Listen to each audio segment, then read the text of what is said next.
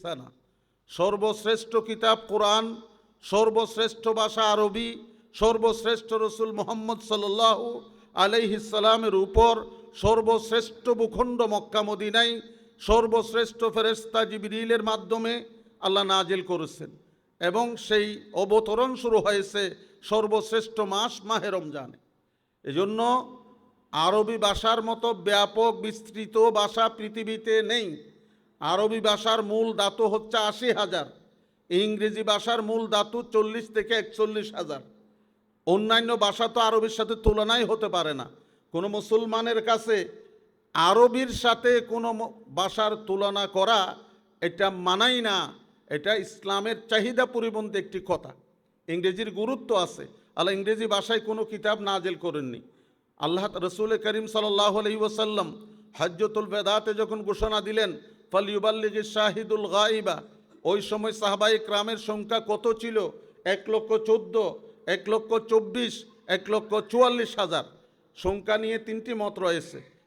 আপনি আরব উপদ্বীপের মধ্যে কবর তালাশ করলে ১০ থেকে ১২,০০০ সাহাবায়ে কেরামের কবর পাওয়া যায়। লক্ষাধিক সাহাবায়ে কেরাম কোথায় গেল? সমগ্র পৃথিবীতে ইসলামের দাওয়া নিয়ে তারা ছড়িয়ে পড়েছে।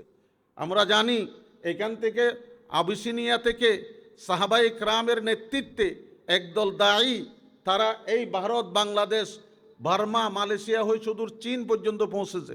রাসূলুল্লাহ সাল্লাল্লাহু আলাইহি ওয়াসাল্লামের আপন মামা আবু ওয়াক্কাস মালিক ইবনে ওয়াহাব ইবনে মুনাফ রাদিয়াল্লাহু আন, তার নেতৃত্বে তিনি আমির ছিলেন। তো পৃথিবীতে তারা কোন ভাষায় দাওয়াত দিয়েছেন? আল্লাহ রসুলের সাহাবিদের মধ্যে যখন কোরআন নাজিল হয়, পুরো মক্কাতে লেখাপড়া জানত ১৭ জন মানুষ, শুধু ১৭ জন মক্কার মধ্যে লেখাপড়া জানত। তার মধ্যে যারা ওহী লিখেছেন, কোরআন লিখেছেন, তাদের মধ্যে সংখ্যায় ১৭ জনের থেকে আরও কম। তার মধ্যে একজন সাহাবি যাকে বিন জাতীয় ভাষা শেখার জন্য আল্লাহ রসুল উদ্বুদ্ধ করেছেন, তিনি হচ্ছেন জামিউল কোরআন যায়েদ ইবনে সাবিত রাদিয়াল্লাহু আনহু, যিনি কোরআন একত্র করেছেন। কোরআন ছিল পাথরে লেখা, কোরআন ছিল গাছের ঢালে লেখা, কোরআন ছিল পশুর চামড়ায় লেখা, কোরআন ছিল বিক্ষিপ্তভাবে। সেই কোরআনকে সর্বপ্রথম আবু বকর ওমর রাদিয়াল্লাহু আনহুর নেতৃত্বে, তারের নির্দেশে সর্বপ্রথম কোরআনকে একত্র করেছেন যায়েদ ইবনে সাবিত। এই যায়েদ ইবনে সাবিতকে আল্লাহ রসুল বলেছেন, যেহেতু আমার কাছে ৪ চিঠি আদান প্রদান হয় খ্রিস্টানদের সাথে, চিঠি আদান প্রদান হয় ইসলামে দাওয়া সংক্রান্ত চিঠি ইহুদিদের সাথে। খ্রিস্টানের ভাষা সুরিয়ানি ভাষা, ইহুদিদের ভাষা হিব্রু ভাষা। তুমি সুরিয়ানি ভাষা শিখো, হিব্রু ভাষা শিখো। ইসলামের সাথে ভিন্ন ভাষা শিখা, এটা আল্লাহ রসুল আদেশ করেছেন। অবশ্যই ইসলামে দাওয়ার জন্য ভিন্ন ভাষা শিখতে হবে। তবে অধিকাংশ সাহাবায়ে কেরাম, বিশেষ করে একজন সাহাবীর ব্যাপারে বর্ণিত আছে, তিনি ১৫ দিনে সুরিয়ানি ভাষা শিখেছেন, বাকি ১৫ দিনে তিনি হিব্রু ভাষা শিখেছেন। আল্লাহ রসুলের কাছে যত সেই আদান প্রদান খ্রিস্টান সম্প্রদায়ের সাথে হতো, ইহুদিদের সাথে দাওয়াত সংক্রান্ত, ইসলামী দাওয়াত সংক্রান্ত যে চিঠি আদান প্রদান, এর পড়তেন আল্লাহ রসুলের সামনে, এটা দুভাষী হিসাবে তিনি পড়তেন এবং তার উত্তর লিখতেন হযরত যায়েদ ইবনে সাবিত। এছাড়া বাকিদের ভাষা সবার আরবি ছিল, যারা আরব উপদ্বীপের লোক। আর বিন জাতীয় ফার্সি ভাষা ছিল, হাবশি ভাষা ছিল, বিভিন্ন ভাষাভাষীরা মুসলমান ইসলাম গ্রহণ করেছে। সেই জন্য আমরা অবশ্যই ভাষা হিসাবে আমরা কি করব, কোনো নবী রসুল, ইসলাম যত নবী রসুল আগমন করেছেন তাদের বিরোধী পক্ষ নবী রসুলের বিরুদ্ধে বিভিন্ন অভিযোগ উপস্থাপন করেছেন, কিন্তু এমন কোনো অভিযোগ কোনো নবীর বিরুদ্ধে তার জাতি করেনি যে এই নবীর ভাষা ভুল। নবীর ভাষা ভুল এমন অভিযোগ কোথাও নেই।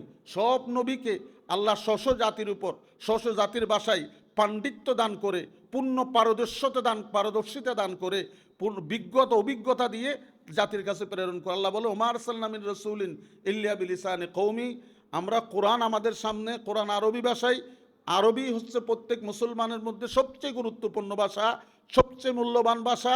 ইসলামের দৃষ্টিতে আরবির সাথে কোনো ভাষার তুলনা চলে না।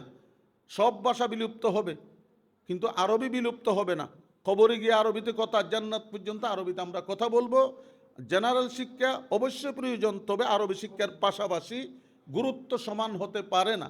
তাহফিজুল কোরআন মাদ্রাসা অনুষ্ঠান হচ্ছে, এই নিয়ে হুজুররা কথা বলবেন। এখানে সবচেয়ে আমার কাসেম হিসাব, এগুলো উনি ওই জগতের মানুষ, আমরা ওই জগতের মানুষ না।